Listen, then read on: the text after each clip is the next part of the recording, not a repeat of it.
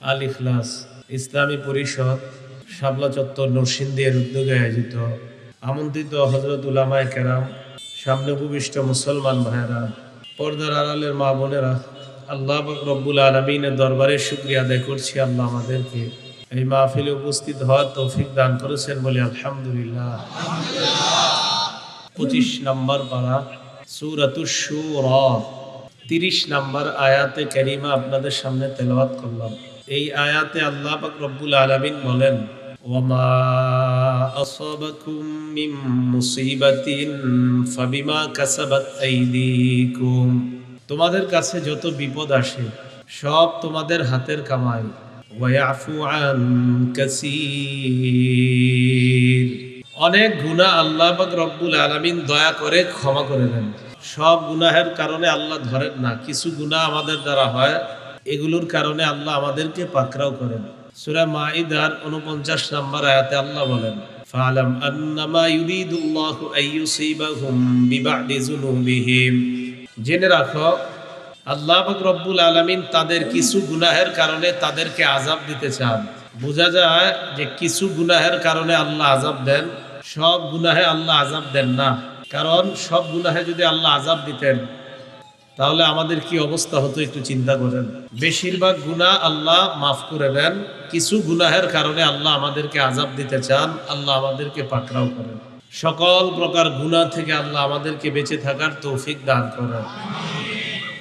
তাহলে গুনাহ আমাদের হাতের কামাই। বলেন তো, গুনাহ আমাদের হাতের কামাই। সূরা নিসার ৭৯ নম্বর আয়াতে আল্লাহ বলেন, মা আসাবাকা মিন হাসানাতিন ফামিনাল্লাহ। তোমার জীবনে যত কল্যাণ আসে, যত নিয়ামত আসে, সব আল্লাহর পক্ষ থেকে আসে। ওয়া মা আসাবাকা মিন সাইয়্যাতিন ফামিন নাফসিক। আর তোমার জীবনে যত বিপদ আসে, বিপদের কারণ তুমি, তোমার কারণে এই বিপদগুলো আসে। তাহলে আমরা আয়াতগুলোর মাধ্যমে জানতেছি যে বিপদ আসে আমাদের কৃতকর্মের কারণে, আমাদের গুনাহের কারণে। সূরা আনআমের 6 নম্বর আয়াতে আল্লাহ বলেন, আলাম ইয়ারাউ কাম আহলাকনা মিন ক্বাবলিহিম মিন করনিম মাক্কান্নাহুম ফিল আরদি মা লাম নুমাক্কিন লাকুম ওয়া আরসালনাস সামাআ আলাইহিম মিদরারা। তারা কি দেখেনি তাদের পূর্বে বহু জাতিকে আমি আল্লাহ ধ্বংস করে দিয়েছি, যাদেরকে পৃথিবীতে এমনভাবে প্রতিষ্ঠিত করেছিলাম যেমনটা তোমাদেরকে করিনি। আমি তাদের উপর মুষলধারে বৃষ্টি দিয়েছিলাম। ওয়াজআলনাল আনহারা তাজরি মিন তাহতিহিম। এই বৃষ্টি দিয়ে আমি নদী নালা বানিয়ে দিয়েছি তথা ভরপুর নিয়ামত তাদেরকে দান করেছি, যে নদী নালা তাদের নিচ দিয়ে প্রবাহিত হতো। পরে আল্লাহ কি বলে দেখেন, ফাআহলাকনাহুম বিযুনুবিহিম ওয়া আনশা'না মিন বা'দিহিম করনান আখারিন। এত নিয়ামত দেওয়ার পরেও তাদের গুনাহের কারণে আমি আল্লাহ তাদেরকে ধ্বংস করে দিলাম, তাদের পরে নতুন জাতি আমি আল্লাহ সৃষ্টি করলাম। এই আয়াত দ্বারা বোঝা যায় গুনাহ করলে আল্লাহ ধ্বংস করে দিলে, ধ্বংস করার পর অন্য জাতি আল্লাহ আবার সৃষ্টি করতে এই ক্ষমতা আল্লাহর কাছে, এটা কোনো ব্যাপার না। এই ক্ষমতা আল্লাহর কাছে আছে, এটা আল্লাহর কাছে কোনো কি না ব্যাপার না। এই জন্য গুনাহের কারণে আল্লাহ নিয়ামত দেওয়ার পরেও জাতিকে ধ্বংস করার দৃষ্টান্ত পৃথিবীতে প্রচুর। সূরা আনকাবুতের 39 এবং 40 নম্বর আয়াতে আল্লাহ বলেন, ওয়া কারুনা ওয়া ফিরআউনা ওয়া হামান। কারুন, ফিরআউন, হামান। ওয়ালাকাদ জাআহুম মূসা বিল বাইয়িনাতি ফাস্তাকবারু ফিল আরদি ওয়া মা কানু সাবিকিন। তাদের কাছে মূসা আলাইহিস সালাতু ওয়াস সালাম প্রমাণাদি নিয়ে এসেছেন, স্পষ্ট প্রমাণাদি। এই প্রমাণ পেশ করার পরেও তারা অহংকার প্রদর্শন করলো। ফেরাউন বলে ফেললো, আমি বড় খোদা, আমার চেয়ে বড় খোদা আর কে আছে? নাউজুবিল্লাহ। আল্লাহ বলেন, ওয়া মা কানু সাবিকিন। এই মানুষগুলা অহংকার করার কারণে তারা আমার আযাবকে এড়াইতে পারেনি। এরপর আল্লাহ বলেন, ফাকুল্লান আখাযনা বিযামবি। প্রত্যেককে আমি তার অপরাধের কারণে পাকড়াও করেছি, অপরাধের কারণে আমি সবগুলাকে ধরলাম। ফামিনহুম মান আরসালনা আলাইহি হাসিবা। তাদের কাউকে আমি আল্লাহ পাথর বৃষ্টি দিয়ে ধ্বংস করে দিলাম। ওয়া মিনহুম মান আখাযাতহুস সাইহা, তাদের কারো উপর ভয়ঙ্কর আওয়াজ এসে তাদেরকে ধ্বংস করে দেয়। ওয়া মিনহুম মান খাসাফনা বিহিল আরদ, তাদের কাউকে আমি জমিনের মধ্যে ধসিয়ে ধ্বংস করে দিলাম।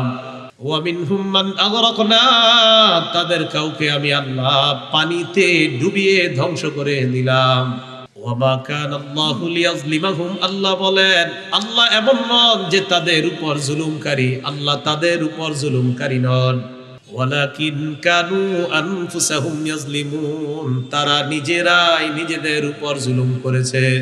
আয়াত দ্বারা বোঝা যায় আবার আপনার অপরাধের কারণে যদি গজব আমাদের উপর আসে, এটা আল্লাহর পক্ষ থেকে জুলুম না, বরং আমরা নিজেরাই নিজেদের উপর জুলুম করলাম।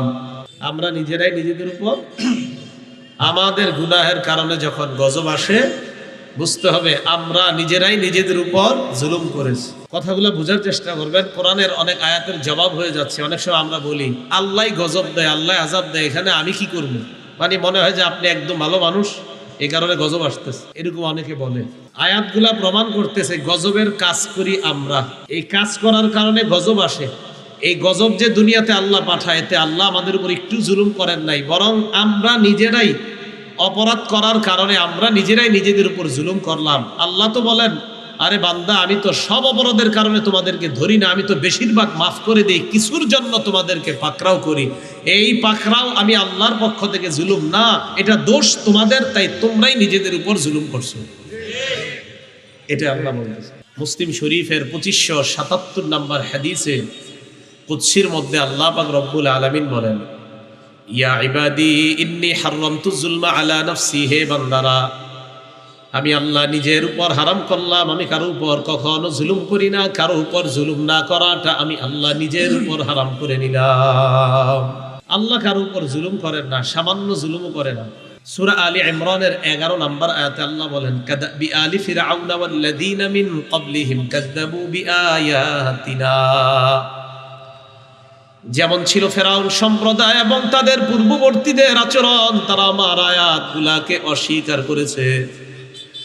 বলেন আল্লাহর আয়াত অস্বীকার করা এটা কি ভালো কাজ নাকি অন্যায়? আল্লাহ বলেন ফাআখাযাহুমুল্লাহু বিযুনুবিহিম, আমার আয়াত অস্বীকার করার কারণে আল্লাহ পাক রব্বুল আলামিন তাদের গুনাহের কারণে তাদেরকে পাকড়াও করলেন। বলেন তো আল্লাহর পাকড়াও করাটা এটা কি আল্লাহ কোনো জুলুম করছে? না, তারা অপরাধ করে নিজেরাই জুলুম করছে, নিজেরাই জুলুম করছে। আল্লাহ বলেন যে এই মানুষগুলাকে আল্লাহ তাদের অপরাধের কারণে আল্লাহ পাকড়াও করেছে। আল্লাহ আমাদের সকলকে যে কোনো ধরনের ছোট বড় অপরাধ থেকে বাঁচার তৌফিক দান করুন, আমিন। তাহলে এই পর্যন্ত যে আয়াতগুলা শুনলাম, এতে বুঝলাম গুনাহ করি আমরা, আমাদের কৃতকর্মের কারণে আযাব আসে। হ্যাঁ, আযাব আসে আল্লাহর হুকুমে। বলেন আযাব আসে কার হুকুমে? তাহলে আমি প্রশ্ন করি, আপনারা জবাব দেন, আযাবের কাজ করি কারা? আমরা। আযাব আসে কার হুকুমে? সূরা তাগাবুনের 11 নম্বর আয়াতে আল্লাহ বলেন, মা আসাবা মিন মুসিবাতিন ইল্লা বিইজনিল্লাহ, যত বিপদ আসে সব আল্লাহর হুকুমে আসে। যত বিপদ আসে সব কার হুকুমে আসে?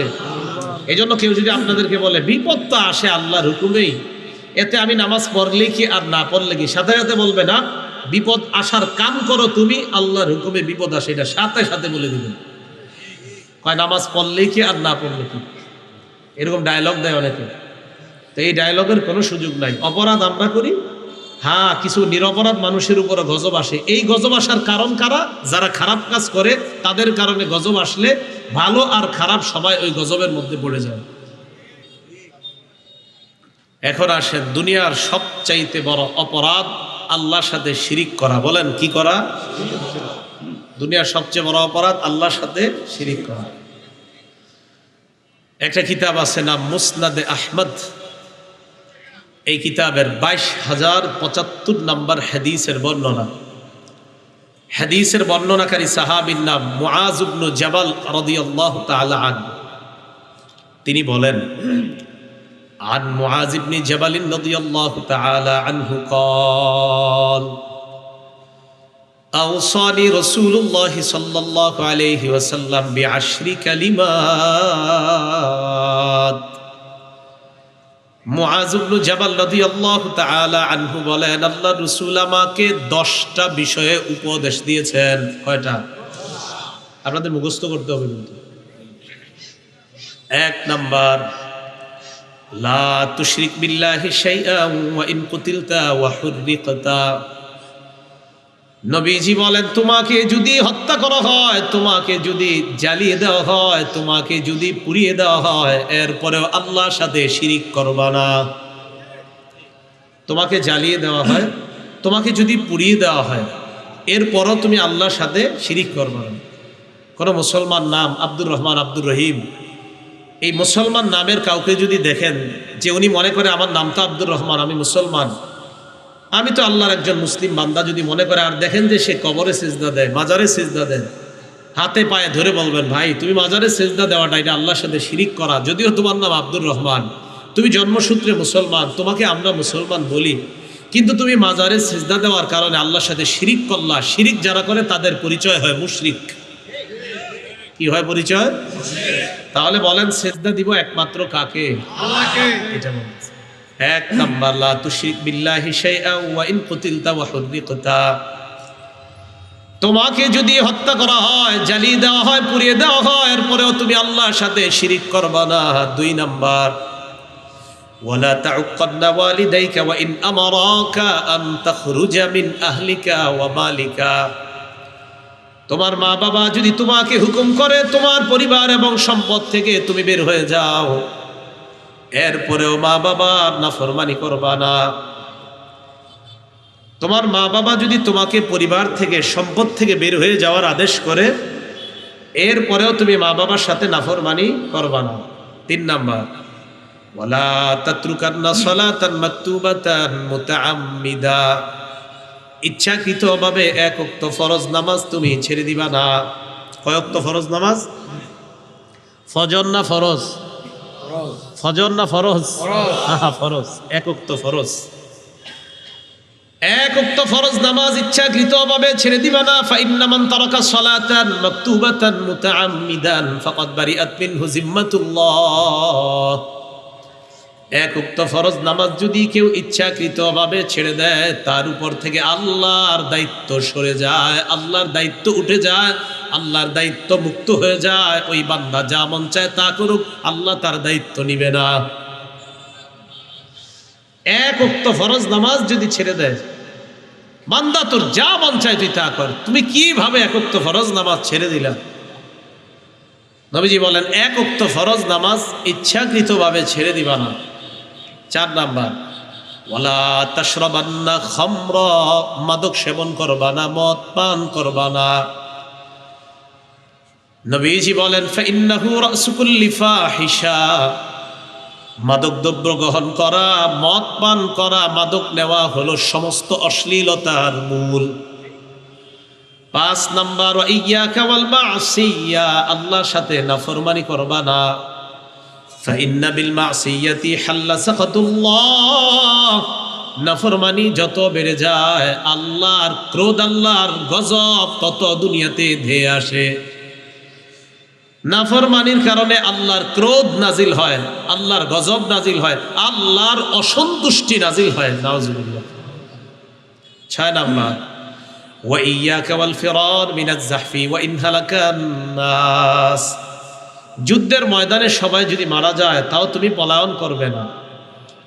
7 নাম্বার, ওয়া ইযা আসাবান নাস মুতান ওয়া আনতা ফীহিম ফাসবুত।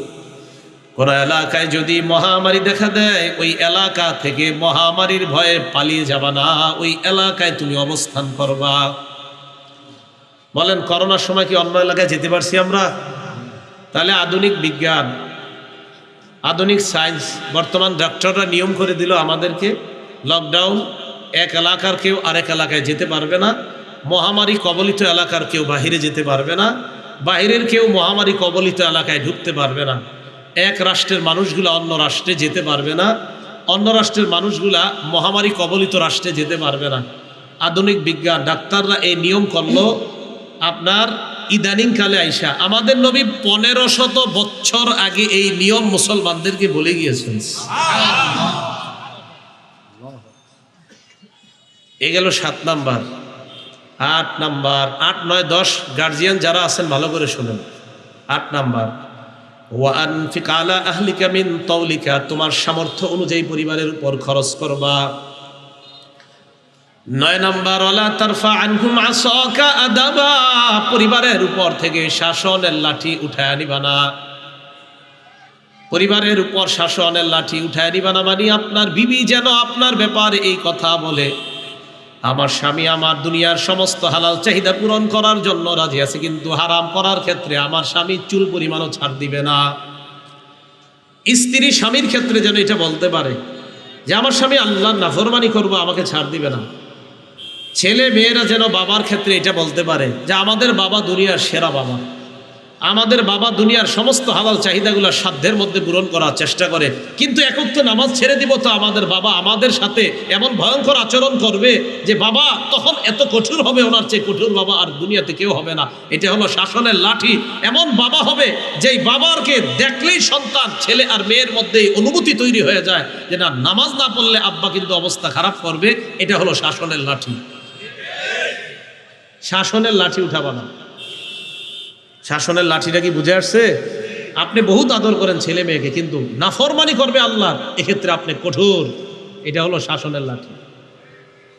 ১০ নাম্বার, ওয়া আখিফুম ফিল্লাহি আযজা ওয়া জাল, আল্লাহর ক্ষেত্রে তোমার পরিবারকে তুমি ভয় দেখাও, ছেলে মেয়েটাকে ভয় দেখাও, আল্লাহর ভয় তাদের মধ্যে তৈরি করে এইভাবে বড় করেন। এই 10টা উপদেশ রাসূল সাল্লাল্লাহু আলাইহি সাল্লাম মুআয ইবনে জাবাল রাদিয়াল্লাহু তাআলা আনহুকে দিলেন।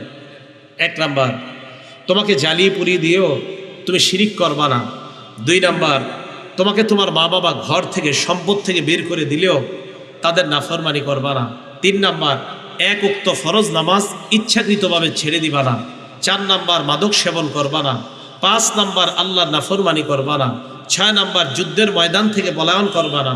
৭ নাম্বার, যদি কোনো এলাকায় মহামারী দেখা দেয় ওই এলাকা থেকে পলায়ন করবা না। ৮ নাম্বার, সামর্থ্য অনুযায়ী পরিবারের উপর খরচ করবা। ৯ নাম্বার, পরিবারের উপর থেকে শাসনের লাঠিটা উঠিয়ে নিবা না। ১০ নাম্বার, পরিবারকে আল্লাহর ব্যাপারে ভয় দেখাও। কি কথা কি বুঝে আসছে সবার? তাহলে ১ নাম্বার অপরাধটা আল্লাহর সাথে কি করা যাবে না। তো বলছিলাম দুনিয়াতে সবচাইতে বড় অপরাধ হলো আল্লাহর সাথে শিরিক করা। আল্লাহ আমাদের সকলকে এই গুনাহগুলা থেকে বেঁচে থাকার তৌফিক দান করুন। আমিন। এবার 7টা অপরাধের কথা শুনবো আমরা। বলেন কয়টা? 7টা। সহিহ বুখারী 2766 নাম্বার হাদিসের বর্ণনা, 2766 নাম্বার হাদিসের বর্ণনা। ক্বালা রাসূলুল্লাহ সাল্লাল্লাহু আলাইহি ওয়াসাল্লাম, নবীজি বলেন, ইজতানিবুস সাবাল মুবিকাত, তোমরা 7টি অপরাধ থেকে বেঁচে থাকবা যে 7টি অপরাধ ধ্বংস করে দেয়। এমন 7টি অপরাধ আছে যে 7টি অপরাধ ধ্বংস করে দেয়, তোমার জীবনটা ধ্বংস করে দিবে, আখিরাত বরবাদ করে দিবে। এমন 7টা অপরাধ থেকে তোমরা বাঁচবা।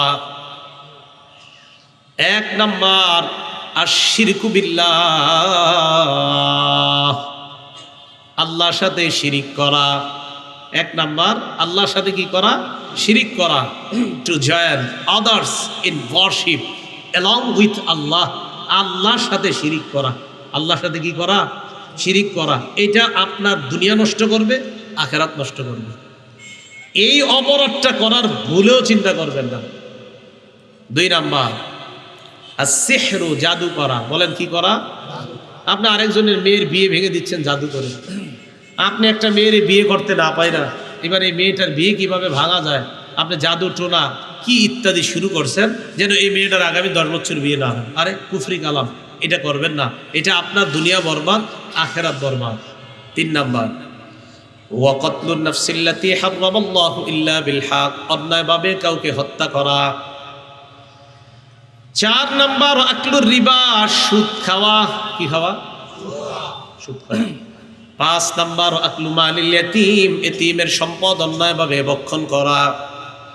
৬ নাম্বার, আত-তাওয়াল্লি ইয়াউমাজ যাহফি, জিহাদের ময়দান থেকে পলায়ন করা। ৭ নাম্বার, ওয়াকযফুল মুহসানাতিল মুমিনাতিল গাফিলাত, সতী সাদী সহজ সরল মুমিনা নারীর উপর মিথ্যা অপবাদ দেওয়া। এই 7টা অপরাধ আপনার দুনিয়া নষ্ট করবে, আখিরাত নষ্ট করবে। আল্লাহ আমাদেরকে এই 7 অপরাধ থেকে বেঁচে থাকার তৌফিক দান করেন। এই 7টার মধ্যে একটি অপরাধ যেটা আমাদের সমাজে একদম অপরিচিত, এই অপরাধটা হলো আকলুর রিবা, সুদ খাওয়া। এটা কি আপনারা চিনেন? ও সুদের কারবার কি আপনারা বুঝেন? আওয়াজ দিয়ে হালকা হয়ে গেল। সুদ খাওয়া এটা ভয়ঙ্কর পর্যায়ের একটা অপরাধ। তাহলে সুদের ব্যাপারটা আপনারা চিনেন না, জানেন তো? আচ্ছা ঠিক আছে। এই 7টা অপরাধের মধ্যে একটা অপরাধ হলো সুদ খাওয়া। আচ্ছা আমরা একটু ওনাদেরকে যাওয়ার ব্যবস্থা করে দিই। লা ইলাহা ইল্লাল্লাহ।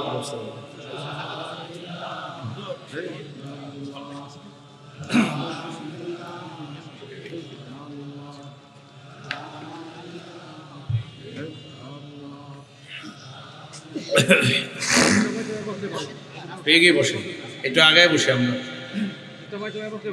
একটু এগিয়ে আসি, শীতকাল তো একটু এগিয়ে আসি, মেহেরবানি করে একটু এগিয়ে আসি। আমরা একটা গুরুত্বপূর্ণ আলোচনার দিকে আমরা এগুচ্ছি, মেহেরবানি করে একটু এগিয়ে আসি। হ্যাঁ একটু এগিয়ে আসি। আমরা আমাদের জীবনের একটা গুরুত্বপূর্ণ আলোচনা হবে এখন, মেহেরবানি করে আমরা একটু এগিয়ে আসি, অন্যদেরকে আলোচনা শোনার সুযোগ করে দিই।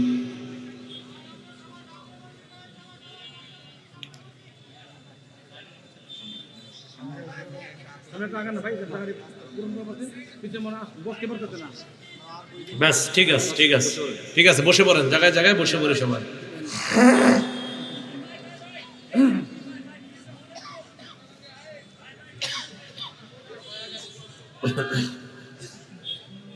ঠিক আছে আমরা বসে যাই, সবাই বসে যাই। ওনার সামনে আসলে আবার আমার চেহারা দেখবে না তো, এগুলো হাসে না সামনে, বুঝতে পারছি। হ্যাঁ সামনের এরা আর আগাবে না, কারণ এরা আগাইলে আর আমার চেহারা দেখবে না, এই জন্য এরা কিন্তু আগাবে না, আপনারাই আগাইতে হবে।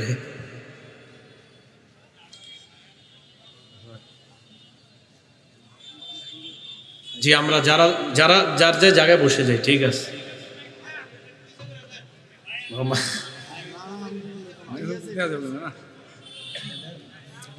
ঠিক আছে, জায়গায় জায়গায় আমরা ইনশাল্লাহ এবার কথাগুলো শুনি মনোযোগ দিয়ে। 7টা অপরাধের মধ্যে একটা অপরাধ সুদ খাওয়া। বলেন কি খাওয়া? খুব মনোযোগ সহকারে আমরা এই কথাগুলো শুনবো। সুদের ব্যাপারে 13টা কথা বলবো। বলেন কয়টা? এই 13টা কথার সময় আমরা কেউ আওয়াজ করব না, মুখস্থ রাখার চেষ্টা করব যদি পারা যায়। 13টা কথা বলবো সুদের ব্যাপারে। 1 নাম্বার, সুদ খাওয়া মানে আল্লাহ রসুলের বিরুদ্ধে যুদ্ধের ঘোষণা দেওয়া। খুব মনোযোগ সহকারে শুনবো, অন্যদেরকে কথাগুলো জানিয়ে দিব। সূরা বাকারা আয়াত নাম্বার 278 এবং 279 নাম্বার আয়াত। আল্লাহ বলেন, ইয়া আইয়ুহাল্লাযীনা আমানুত্তাকুল্লাহা ওয়া যারু মা বাকিয়া মিনার রিবা ইন কুনতুম মুমিনিন। হে ঈমানদারগণ, যদি তোমরা ঈমানদার হও তাহলে আল্লাহকে ভয় করো এবং সুদের কারবার ছেড়ে দাও। দেখেন কি কয়, হে ঈমানদারগণ তোমরা আল্লাহকে ভয় করো, সুদের কারবার ছেড়ে দাও যদি তোমরা ঈমানদার হও। ডাক দিছে কিন্তু ঈমানদার বইলি, ঈমানদার বলে ডাক দিয়ে আমাদেরকে কয় যদি তোমরা ঈমানদার হও তাহলে আল্লাহকে ভয় করো, সুদের কারবার ছেড়ে দাও। এরপরে আল্লাহ বলেন, ফাইল্লাম তাফআলু ফাযানু বিহারবিম মিনাল্লাহি ওয়া রাসূলি। আমি আল্লাহ বলার পরেও যদি তোমরা সুদের কারবার ছেড়ে না দাও, তোমরা আল্লাহ আর তার রাসূলের বিরুদ্ধে যুদ্ধের ঘোষণা দিয়ে দাও। এত বড় অপরাধ করার দুঃসাহস কি আমাদের আছে?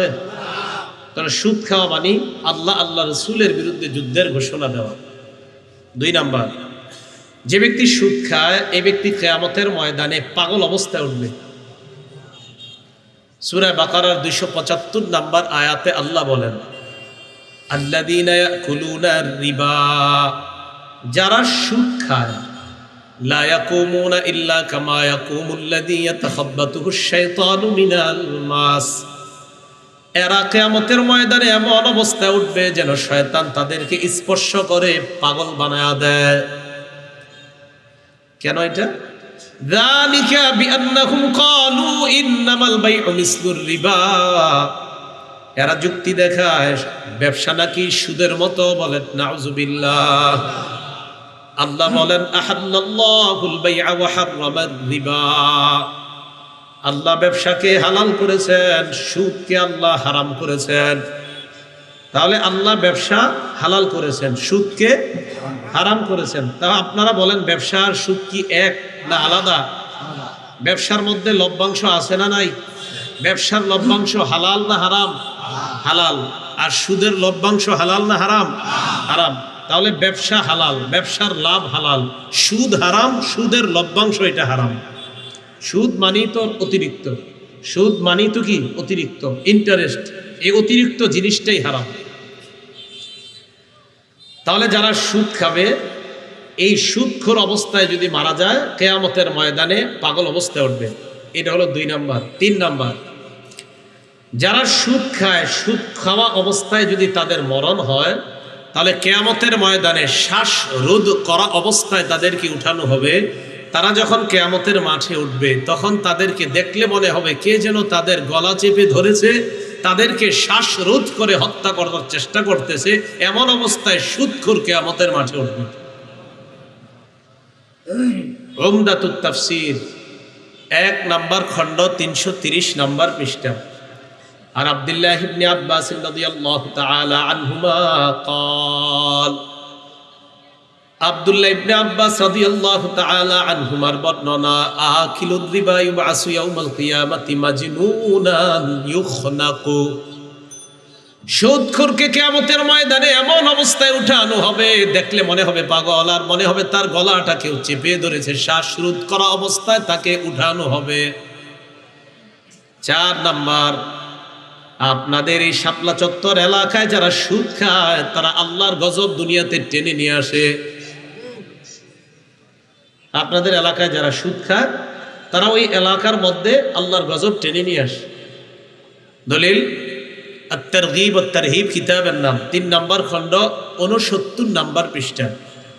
আর আব্দুল্লাহ ইবনে আব্বাস রাদিয়াল্লাহু তাআলা আনহুমা قال قال رسول الله صلى الله عليه وسلم, আব্দুল্লাহ ইবনে আব্বাস রাদিয়াল্লাহু তাআলা আনহুমার বর্ণনা, আল্লাহ রাসূল সাল্লাল্লাহু আলাইহি ওয়াসাল্লাম বলেন, ইযা যাহারাজ জিনা ওয়ার রিবা ফি ক্বরিয়া, কোন এলাকার মধ্যে যখন 2টা অপরাধ বেড়ে যায়। বলেন কয়টা?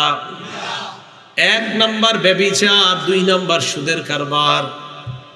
নবীজি বলেন ব্যভিচার এবং সুদের কারবার যদি কোন এলাকার মধ্যে বেড়ে যায়, قد أحلوا بأنفسهم عذاب الله, এই সুদখোর আর জিনাকারীর দল আল্লাহর গজবকে ওই এলাকায় ত্বরান্বিত করে। তারা ওই এলাকায় গজব টেনে আনে, ওই এলাকার জন্য আল্লাহর গজবকে বৈধ করে নেয়।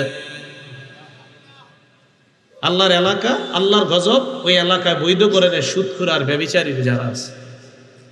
এই জন্য আপনারা যারা সুদ খান না, আপনাদের উচিত কি, যারা সুদের কারবারে জড়িত তাদেরকে বুঝানো, ভাই তোমাদের কারণে আমাদের এলাকায় গজব আসে, আর তোমাদের কারণে গজব আসলে আমরা ভালো মানুষগুলো ওই গজবের মধ্যে পড়বো, মেহেরবানি করে তোমরা সুদ খেও না, এটা তাদেরকে বোঝানো। এগুলো 4 নাম্বার। 5 নাম্বার, যারা সুদ খায় তাদের কারণে এলাকায় দুর্ভিক্ষ দেখা দেয়। কি দেখা দিবে? দুর্ভিক্ষ। দলিল মুসনাদে আহমদ কিতাবের নাম, হাদিস নাম্বার 17822 নাম্বার হাদিসের বর্ণনা। আন আমর ইবনে আল-আস রাদিয়াল্লাহু তাআলা আনহু قال ما من قوم يظهر فيهم الربا, কোন এলাকার মধ্যে যদি সুদের কারবার প্রকাশ হয়ে যায়, সুদের কারবার বেড়ে যায়, সুদের কারবার প্রকাশ্যে হয়। বলেন তো সুদের কারবারগুলোকে এখন গোপন না প্রকাশ্য? কোন এলাকার মধ্যে যখন প্রকাশ্যে সুদের কারবার শুরু হয়, ইল্লা উখিজু বিসানা, ওই এলাকাকে আল্লাহ পাক দুর্ভিক্ষ দ্বারা পাকড়াও করবে। কি দ্বারা? দুর্ভিক্ষ। ওয়া বাবিন কওমিন ইয়াযহারু ফীহিমুর রিশা ইল্লা উখিজু বিররুবি, কোন এলাকার মধ্যে যখন ঘুষের কারবার বেড়ে যায়, ওই এলাকার পুরুষগুলা কাপুরুষ হয়ে যায়। পুরুষগুলা কি হয়ে যায়? কাপুরুষ। দাবি করবেন হুজুর আমগো এলাকায় 100% মুসলমান আছে, এরকম দাবি হবে আর কি আপনাদের। কিন্তু যদি ঘুষের কারবার চলে আর দাবি করেন যে 100% মুসলমান, কাজে কর্মে দেখা যাবে আপনাদের 100%-এর 1% কোনো সাহস নাই। কেন নাই? ওই ঘুষের কারণে আপনাদের মধ্যে যারা সাহসী পুরুষ তারা কাপুরুষ হয়ে যাচ্ছে। এলো 5 নাম্বার।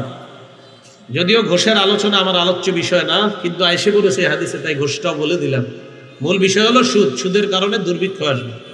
6 নাম্বার, যারা সুদ খায় তারা পেটের মধ্যে বড় বড় সাপ ঢুকায়। সাপ কি ঢুকায়? সাপ। দলিল ইবনে মাজাহ হাদিসের কিতাব, হাদিস নাম্বার 2273। কত হয়? 2273, 2273, ঠিক না?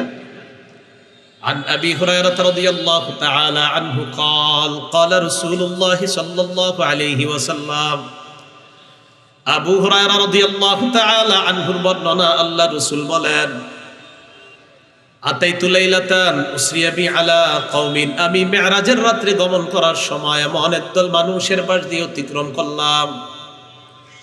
মানুষগুলার দিকে তাকাইলাম, তাকায় দেখলাম বুতুনুহুম কাল বুয়ুত, তাদের পেটগুলা বিশাল বড় বাড়ির মতো।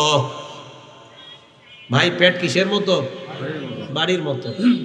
ফিহা আল হাইয়াত তুরা মিন খারিজি বুতুনিহিম, নবী বলেন বাড়ির মতো পেটের ভিতরে বাহির থেকে দেখা যায় বিশাল বড় বড় সাপ দৌড়ায়।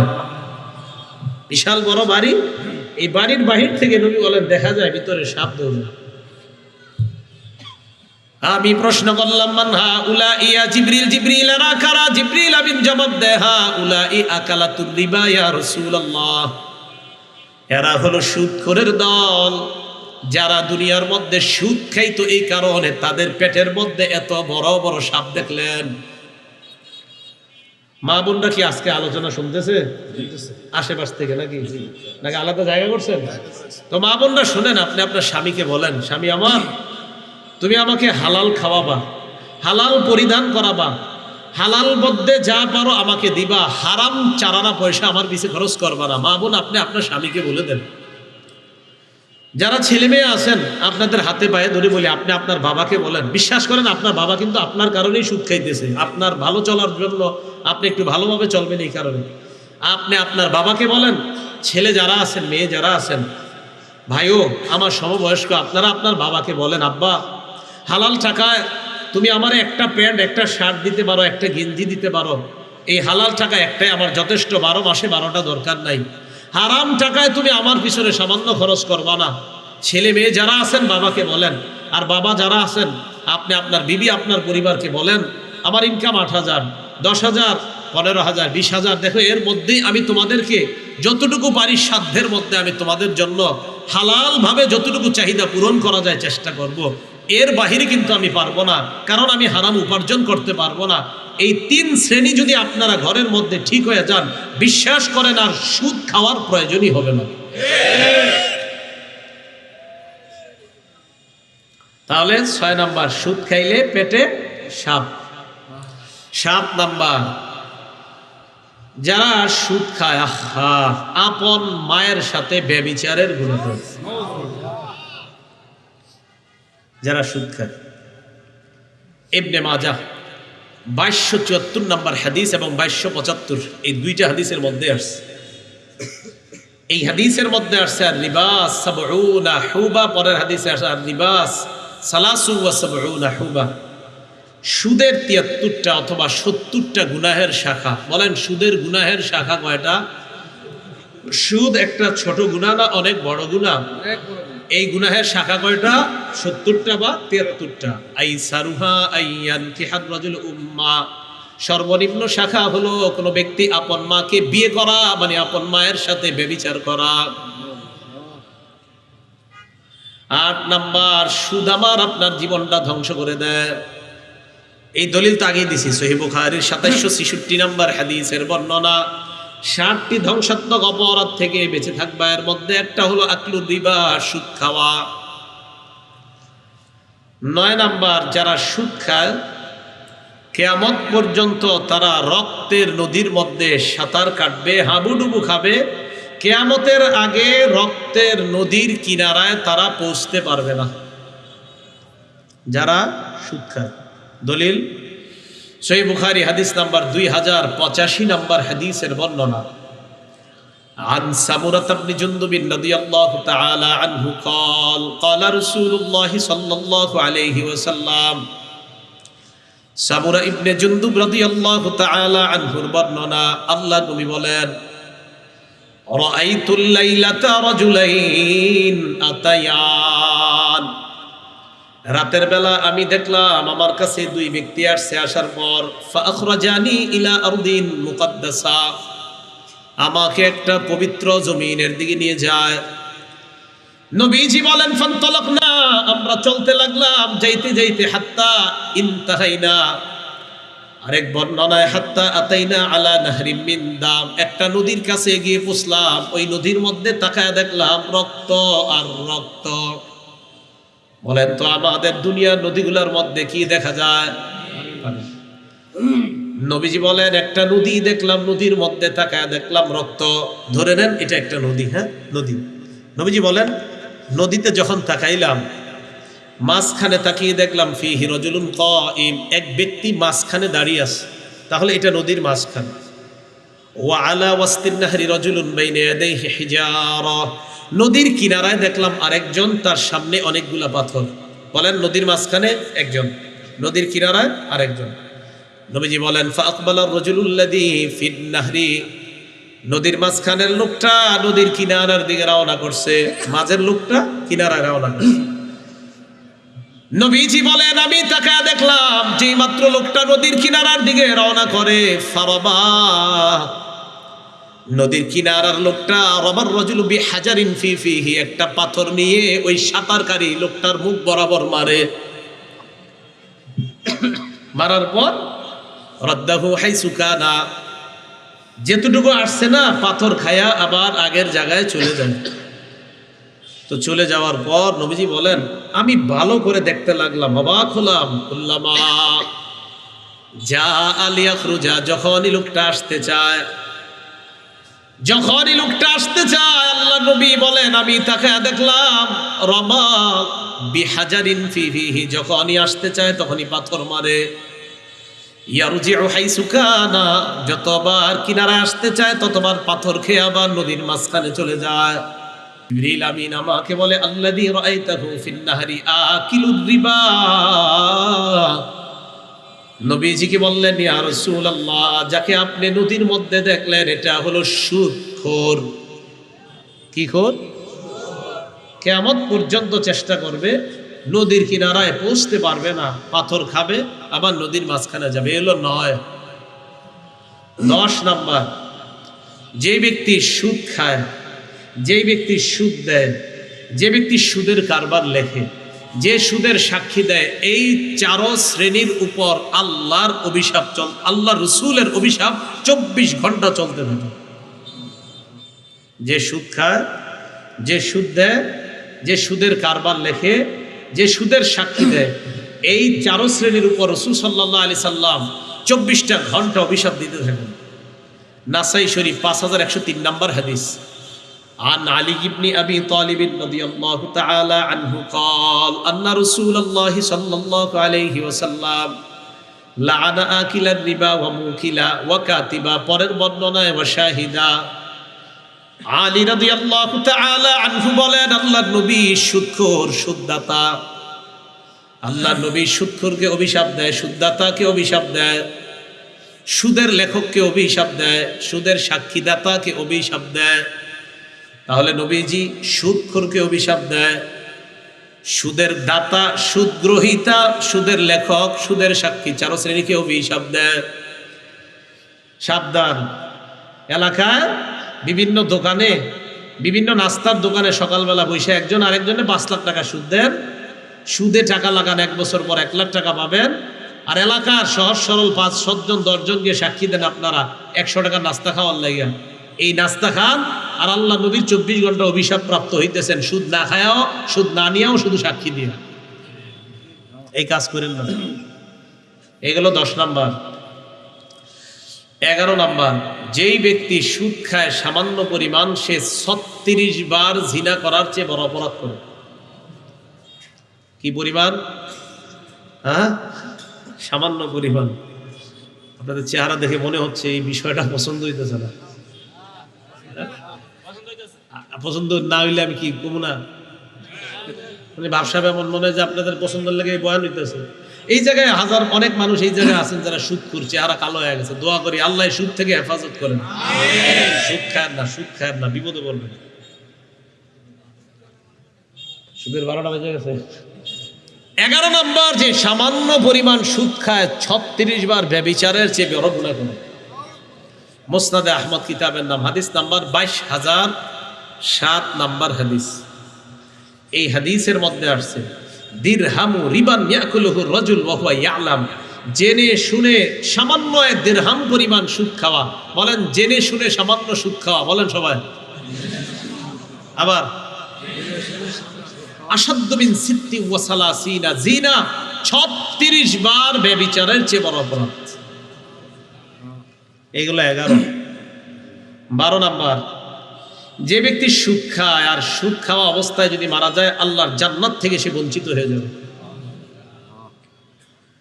সুদ খায় না, বাবারা সুদ খায় না, কাকারা সুদ খায় না, ভাইয়েরা সুদ খায় না, সমবয়স্করা সুদ খায় না। আমি আলেমদেরকে সাক্ষী রেখে বলছি, আপনাদের এই জায়গায় যদি কেউ এরকম থাকেন যে আপনি মঞ্চে এসে বলবেন যে হুজুর আপনি আমার পায়ে ধরে বলেন যে আমি সুদ না খাইতে, তাহলে আমি খাবো না। আপনি আসেন, আল্লাহর কসম আপনার পায়ে ধরব না, বিশ্বাস করেন। আপনি যদি বলেন আপনার পায়ে ধরে অনেকক্ষণ ওনাদের সামনে পড়ে থাকবো, আমি রাজি আছি, তাও সুদ খায় না। এটা আপনার পরিবারটা শেষ করে দিচ্ছে, আপনার আখিরাত শেষ হয়ে যাচ্ছে। সুদ খায় না। আর কিভাবে বললে বুঝবেন বলেন? 12 নাম্বার, যে ব্যক্তি সুদ খাওয়া অবস্থায় মারা যাবে, জান্নাত থেকে বঞ্চিত হবে। আল মুস্তাদরাক লিল হাকিম কিতাবের নামে, কিতাবের 2260 নাম্বার হাদিস, 2260।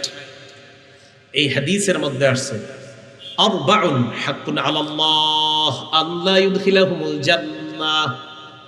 4 ব্যক্তি এমন যাদেরকে জান্নাত না দেওয়া আল্লাহর হক। চিন্তা করছেন কেমন কথা? মানে আল্লাহর হক আল্লাহ নিজের উপর অবধারিত করে নিয়েছেন যে আমি 4 জনকে জান্নাত দিব না। 1 নাম্বার মুদমিনুল খাম, মদখোর, যে মদপান অবস্থায় মারা যায়, 1 নাম্বার। 2 নাম্বার ও আকিলুর রিবা, সুদখোর। 3 নাম্বার ও আকিলু মালিল ইয়াতীম, এতিমের সম্পদ অন্যায়ভাবে ভক্ষণকারী। 4 নাম্বার ওল আকুলি ওয়ালিদাই, পিতা মাতার নাফরমান সন্তান। পিতা মাতার নাফরমান সন্তান।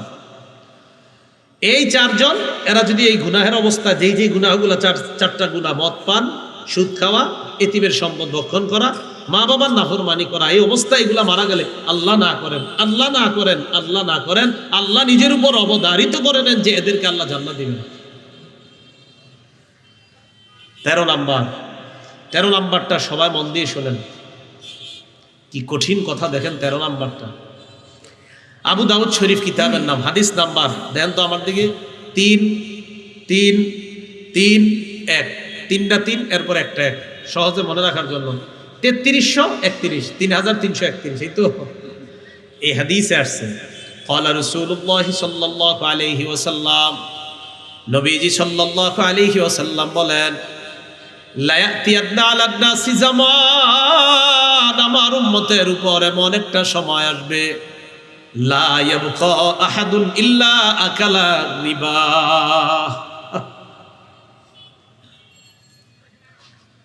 নবীজি বলেন এমন একটা সময় আসবে যে সময় কেউ বাকি থাকবে না, সবাই সুদ খাবে। এই হাদিস পড়ে আমি তো টেনশনে পড়ে গেছি, মানে কি সবাই সুদ খাবে? মানে অনেকে আমরা আছি না, অনেকে সুদ খাই না। তো নবীজি কি বললেন? নবীজি সাথে সাথে বলে দিছে, ওয়া ইল্লাম ইয়াকুলহু, যদিও সবাই ডাইরেক্ট না খায়, সাথে সাথে বলছে যদিও সবাই ডাইরেক্ট না খায়। কত ভালো মানুষ আছে সুদ খায় না, ঠিক না? আসাবাহু মিন বুখারিহি, সুদের ধোঁয়া তার গায়ে লাগবে। ওনাকে আমি নিয়ে গেলাম, চলেন 1 কাপ চা খাও। আমি সুদের টাকায় ওনার চা খাওয়াইছি, উনি তো জানে না, ওনার গুনাহ হবে না।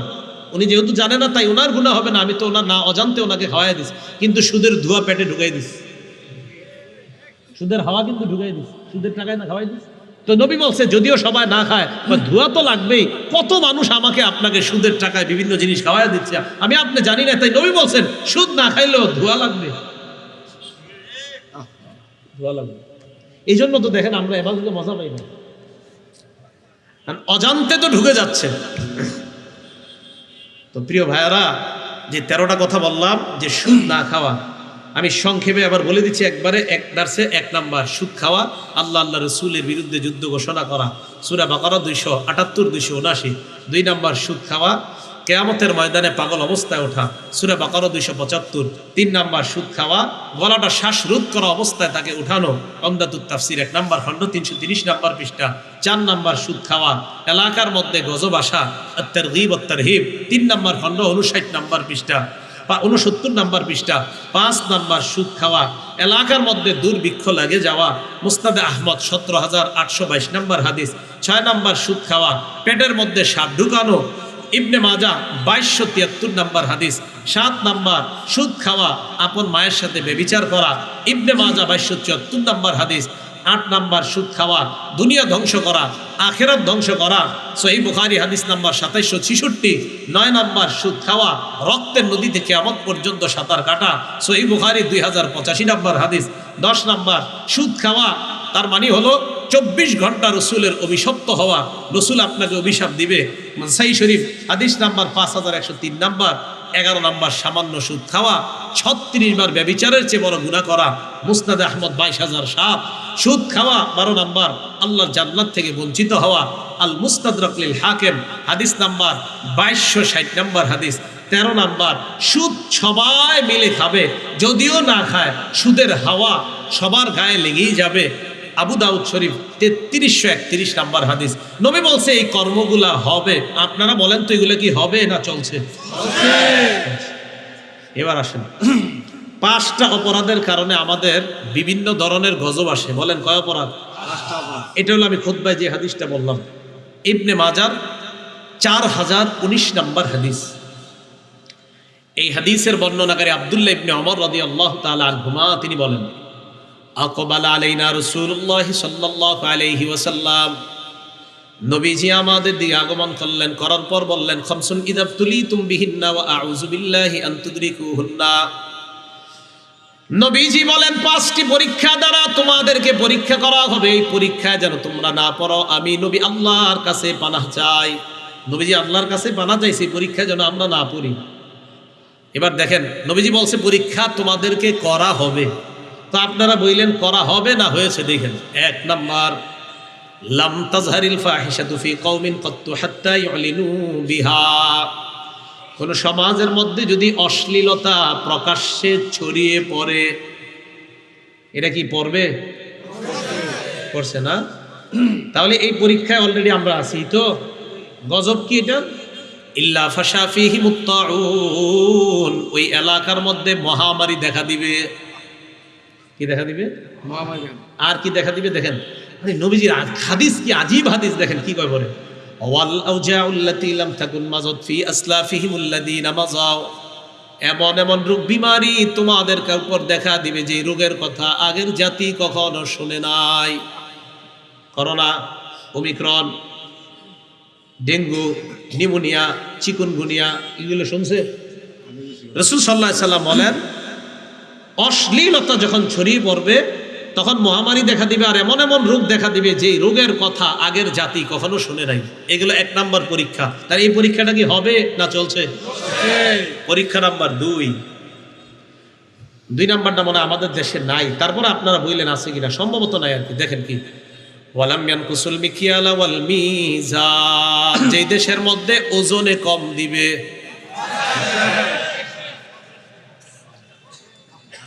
ওজনে কম, এটাও আছে না? যেই দেশের মধ্যে ওজনে কম দিবে এই দেশের মধ্যে গজব আসবে 3টা। বলেন কয়টা? তাহলে ওজনে কম দেওয়ার পরীক্ষা যাদেরকে করা হবে তাদের উপর গজব আসবে 3টা। 1 নাম্বার ইল্লা উখিযু বিসসিনিন, ওই দেশের মধ্যে দুর্ভিক্ষ লাগবে। তাহলে দুর্ভিক্ষের 2টা পরীক্ষা পাওয়া গেছে। একটা সুদ, ওই যে আগের আলোচনায় সুদেও দুর্ভিক্ষ লাগে, আবার ওজনে কম দিলেও দুর্ভিক্ষ লাগে। তাহলে 1 নাম্বার গজব দুর্ভিক্ষ। 2 নাম্বার ওয়াশিদ্দাতিল মাউনা, অর্থনৈতিক অভাব অনটন দেখা দিবে এই দেশ। 3 নাম্বার জাওরিস সুলতানি আলাইহিম, তাদের উপর জালেম চেপে বসবে। তাহলে এ হলো 2 নাম্বার পরীক্ষা আর 3টা গজব। 3 নাম্বার পরীক্ষা ওয়ালাম ইয়ামনাউ যাকাত আমওয়ালিহিম, যে দেশের মানুষ যাকাত না দিবে, কি না দিবে, এটা কি ভবিষ্যতে হবে? ইল্লা মুনিউল কাতরা মিনাস সামা, ওই দেশে রহমতের বৃষ্টি বন্ধ করে দেওয়া হবে। রহমতের বৃষ্টি, রহমতের বৃষ্টি কাকে বলে? যে বৃষ্টির কারণে কৃষকের মুখে হাসি ফুটে, যে বৃষ্টির কারণে কৃষি খাতে আমাদের দেশের অর্থনৈতিক অবস্থা চাঙ্গা হতে পারে, ওই রহমতের বৃষ্টি বন্ধ করে দেওয়া হবে। যাকাত না দেওয়ার পরেও আমাদের দেশে কেন বৃষ্টি হয়? আমাদের দেশে যাকাত দেয় না এমন লোক আছে না? তো এরপরে বৃষ্টি কেন হয়? নবীজি কি বলে দেখেন, লাউলাল বাহাইম লাম ইউমতারু, চতুষ্পদ জন্তুরা যদি না থাকতো দেশে, হাঁসগুলা সাঁতার কাটে, বৃষ্টি আসলে এরা আনন্দ করে মজা পায়। কিছু প্রাণী আছে বৃষ্টি আসলে তারা মজা পায়, বৃষ্টি আসলে সাপেরা মজা পায়, কিছু প্রাণীরা বৃষ্টি আসলে মজা পায়। নবীজি কয় আল্লাহ ওই হাইওয়ান জানোয়ারকে বৃষ্টি দেয়, তাদের উসিলায় তোমরা বৃষ্টি পাও। তাহলে যাকাত না দিলে রহমতের দেখেন আপনি সত্যিকারের কৃষকদের যে সময় বৃষ্টি দরকার তখন বৃষ্টি হয় না। 4 নাম্বার ওয়ালাম ইয়ানকুদু আহদাল্লাহি ওয়া আহদা রাসূলি, যে দেশের মানুষ আল্লাহ আল্লাহ রসুলের সাথে অঙ্গীকার ভঙ্গ করে, ওই দেশের মধ্যে ইল্লা সাল্লাতাল্লাহু আলাইহিম আদুওয়াম মিন গায়রিহিম, বহিরাগত শত্রু আল্লাহ ওই দেশের উপর চাপিয়ে দিবে। ফাআখাযু মা ফি আইদিহিম, ওই শত্রু এসে তাদের দামি দামি সম্পদগুলা ছিনিয়ে নেবে। যেই দেশের মধ্যে আল্লাহ আল্লাহ রসুলের সাথে অঙ্গীকার ভঙ্গ করবে। যেমন আবু দাউদ শরীফের 4015 নম্বর হাদিসের বর্ণনা, নবীজি সাল্লাল্লাহু আলাইহি সাল্লাম বলেন, আলী লা তাকশিফ ফাকিজাকা, আলী তুমি তোমার রানটা খুইলো না, তোমার রান কাউকে দেখাও না। আমরা নবীর সাথে অঙ্গীকারবদ্ধ হয়েছি যে ইয়া রাসূলুল্লাহ, আমরা আমাদের রান কাউকে দেখাবো না, কারণ রান দেখানো হারাম। ওয়ালা তানজুর ইলা ফাকিজি হাইয়িন, আলী তুমি কোনো জীবিত ব্যক্তির রানের দিকে তাকাও না। আমরা ওয়াদাবদ্ধ হয়েছি যে আমরা কোনো জীবিত ব্যক্তির রানের দিকে দেখব না। ওয়ালা ফাকিজি মাইয়িতিন, মরা ব্যক্তির রানের দিকে তুমি তাকিও না। আমরা ওয়াদাবদ্ধ হয়েছি যে আমরা মরা ব্যক্তির রানের দিকেও তাকাবো না, আমরা মরা ব্যক্তির রানের দিকেও তাকাবো না। তাহলে এই বিষয়ে আমরা নবীর সাথে ওয়াদাবদ্ধ, আল্লাহর সাথে ওয়াদাবদ্ধ হয়েছি। আল্লাহ বলেছেন মা আতাকুমুর রাসূল ফাখুযু, নবীজি তোমাদেরকে যা দিয়েছেন তা গ্রহণ করো। ওমা নাহাকুম আনহু ফান্তাহু, যা থেকে নিষেধ করেছেন তা থেকে তোমরা বিরত থাকো। এটা আল্লাহর সাথে আমরা অঙ্গীকারাবদ্ধ হলাম। এখন দেখেন অঙ্গীকারাবদ্ধ হওয়ার পরেও যদি আমরা আল্লাহ রসুলের অঙ্গীকার, তার সাথে অঙ্গীকার আমরা ভঙ্গ করি, আল্লাহ রসুলের সাথে অঙ্গীকার ভঙ্গ করি, তো জীবিত ব্যক্তির রান দেখবা না, মৃত ব্যক্তির রানের দিকে তাকাইবা না। এটা আমরা অঙ্গীকার করলাম, করার পরেও যদি আমরা জীবিত ব্যক্তির রানের দিকে তাকাই, আমরা না আল্লাহর সাথে বলছি আল্লাহ আপনার নবী যা দিবে তা গ্রহণ করব, আপনার নবী যা থেকে নিষেধ করবে তা থেকে আমরা বিরত থাকব। তাহলে নবী নিষেধ করছে রান দেখাইবা না, রান দেখবা না। বলেন নাটক সিনেমায় যদি রান দেখা যায়, সেই রান দেখা হালাল না হারাম? যদি খেলার মধ্যে রান দেখা যায়, হাডুডু খেলার মধ্যে রান দেখা গেলে, আর কোনো খেলা আসেনি রান দেখা যায়? কি খেলা? না ফুটবল তো ফুল প্যান্ট পরে হয়, কি পরে? তাহলে তো এটা দেখা যাবে না, কারণ নবীর সাথে তো অঙ্গীকারাবদ্ধ হয়েছি আমরা। যদি মরা ব্যক্তিরাও খেলতো তাও দেখা যায় ছিল না, কারণ রাসূল সাল্লাল্লাহু আলাইহি সাল্লাম বলছে মরা ব্যক্তির রানও দেখবে না, সেখানে জীবিতরা খেলে তাদের রান দেখা যাবে। আমি কিন্তু বলি নাই কোন খেলা, আপনারা বলেছেন। আমি বলছি, কারণ আমি বললে আবার আপনারা বলেন কি হুজুর আবেগ নিয়ে খেলেন না। আমি কিন্তু বলি নাই কোন খেলা, আপনারাই খেলার নামটা বলছেন। কিসের নাম বলছেন? হ্যাঁ আপনারাই বলছেন, আমি এখনো বলিনি। তাহলে এই খেলার নাম আপনারা বলছেন, আর ওই খেলায় রান দেখা যায় আপনারাই বলছেন। আমার নবী বলছে যে রান দেখবা না। এখন খেলে কি মরারা না জিন্দারা? মরারা খেললেও দেখা যাইতো না, জিন্দারা খেললেও দেখা যেত না। আর মরা ব্যক্তি রানও দেখা নিছে। আল্লাহ বুঝার তৌফিক দান করেন। তো আল্লাহ রসুলের সাথে অঙ্গীকার ভঙ্গ করলে বহিরাগত শত্রু এসে আমাদের দামি সম্পদ নিয়ে যাবে। এটা 4 নম্বর পরীক্ষা। পরীক্ষা নাম্বার 5, ওয়ালাম তাহকুম আইম্মাতুহুম বিকিতাবিল্লাহ, যে দেশের মধ্যে আল্লাহর কিতাব অনুযায়ী ফায়সালা করা হবে না, যে দেশে আল্লাহর কিতাব অনুযায়ী ফয়সালা হবে না। ওয়ায়াতাখায়্যারু মিম্মা আনজালাল্লাহ, আল্লাহ যা নাজিল করেছেন এটা যদি কোনো দেশের ব্যক্তিবর্গ দায়িত্বশীল যারা আছে তারা মেনে না নেয়, ইল্লা জাআলাল্লাহু বাসাহুম বাইনাহুম, ওই দেশে মানুষে মানুষে আল্লাহ যুদ্ধ বাঁধিয়ে দিবে, সংঘাত বাঁধিয়ে দিবে। এই 5 পরীক্ষায় বিভিন্ন ধরনের গজব আমাদের উপর আসবে। বলেন তো এই 5টা পরীক্ষা কি ভবিষ্যতে হবে না চলছে? এর মধ্যে 1 নাম্বার পরীক্ষাটা অশ্লীলতা ছড়িয়ে পড়া। বলেন কি ছড়িয়ে পড়া? অশ্লীলতা। সহিহ বুখারীর 5590 নাম্বার হাদিসের বর্ণনা। ক্বালা রাসূলুল্লাহি সাল্লাল্লাহু আলাইহি ওয়াসাল্লাম, নবীজি সাল্লাল্লাহু আলাইহি ওয়াসাল্লাম বলেন, লা ইয়াকুনান্না মিন উম্মতি আকওয়াম ইস্তাহিল্লুনাল হিররা ওয়াল হারির। নবীজি বলেন আমার উম্মতের মধ্যে এমন একদল মানুষের আবির্ভাব ঘটবে যারা জিনাকে হালাল মনে করবে। জিনাকে কি মনে করবে? হালাল। ওয়াল হারিরা, রেশমের পোশাককে হালাল মনে করবে। ওয়াল খামরা, মদকে হালাল মনে করবে। ওয়াল মাআজিফা, বাদ্যযন্ত্রকে হালাল মনে করবে। তাহলে জিনা হালাল মনে করবে, রেশমের পোশাক হালাল মনে করবে, মদ হালাল মনে করবে, বাদ্যযন্ত্রকে হালাল মনে করবে। এবার দেখেন নবীজি কি বলে। আবু দাউদ শরীফ 3688 নাম্বার হাদিসের বর্ণনা। ক্বালা রাসূলুল্লাহি সাল্লাল্লাহু আলাইহি ওয়াসাল্লাম, নবীজি বলেন, লা ইয়াশরাবান্না নাসুম মিন উম্মতি আল খামরা, আমার উম্মতের একদল মানুষ মদ পান করবে। ইউসাম্মুনাহা বিগাইরি ইসমিহা, মদ খাবে নাম দিবে অন্য, মদ খাবে অন্য নাম দিয়া, বিয়ার, মাদক নিবে, ইয়াবা, গাঁজা, বিভিন্ন নেশা জাতীয় দ্রব্য তারা গ্রহণ করবে। এরা বিভিন্ন নামে নেশা জাতীয় দ্রব্য তারা সেবন করবে, নেশা করবে, এরা বিভিন্ন নাম দিবে।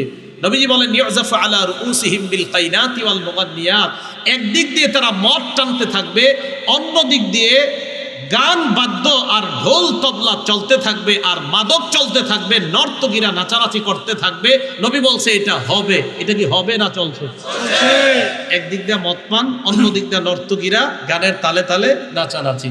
আল্লাহ পাক রব্বুল আলামিন আমাদের সকলকে অশ্লীলতা, বেহায়াপনা, এই নৈরাজ্য আর যা যা বলা হয়েছে, যেই জাতীয় কারণে, যে অশ্লীলতা আর যেই সমস্ত গুনাহের কারণে দুনিয়ার মধ্যে গজব আসে, এই গজব থেকে যেন আমরা বেঁচে থাকতে পারি আল্লাহ তৌফিক দান করেন। সর্বশেষ কথা, আল্লাহর কাছে এইভাবে একটা দোয়া করবেন, আল্লাহ যেই কাজের কারণে দুনিয়াতে গজব আসে এবং গজব, একটা হলো যেই কাজের কারণে, আরেকটা হলো গজব। মাবুদ, গজবের কাজ এবং গজব এই উভয়টা থেকে আপনি আমাকে কোথায় যান আপনারা? হ্যাঁ, পরের আলোচকের ভিডিও করবেন, বসেন। এখন উঠে যাচ্ছেন কেন? তো উঠেন, এই ভিডিও নিয়ে উঠেন না। পরের আলোচক উনি কি আলোচনা করবে না? তো এখন উঠে যাচ্ছেন কেন? এমনি নাকি? আচ্ছা ঠিক আছে, ভয় পাবেন না।